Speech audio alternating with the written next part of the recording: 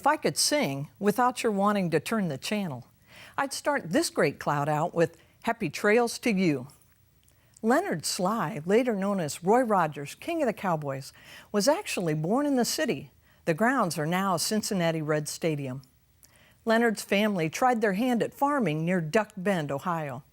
As you can imagine, there wasn't much to do in Duck Bend, so every Friday night the Sly family invited neighbors and friends over for a square dance. Leonard called the dances, played guitar, and sang with a self-taught yodel. After heading out to California for work, Leonard helped organize a singing group, the Sons of the Pioneers. Republic Pictures signed their team, and they decided that Leonard Sly needed a catchier title, so he was dubbed Roy Rogers.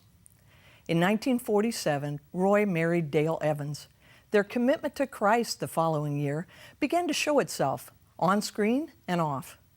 Roy's name became synonymous with integrity and family values. His screenplays had a moral message for the countless kids who've seen them, and those continuing to do so right here on Good Life 45. In addition to movies, radio, and TV programs, Roy and his legendary horse Trigger visited thousands of hospitals, soldiers, and orphans. Dale and Roy opened their loving home to others. They adopted 4 children and fostered many, many more through their years at the Double R Bar Ranch. Roy and Dale always included at least one Christian song in every one of their shows. They appeared many times with Billy Graham, singing gospel songs and giving their testimonies.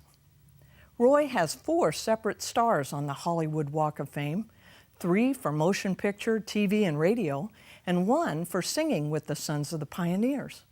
But the thing that most impressed me as I read about Roy Rogers was that every single one of his kids said that the man that we see on screen was the same man they saw off screen. His son Dusty said, "You'd watch him and my mom, how they treated people, how they were around kids and animals, and you'd think, that's just the person I want to be." They strove to follow Christ in a way that others would readily follow.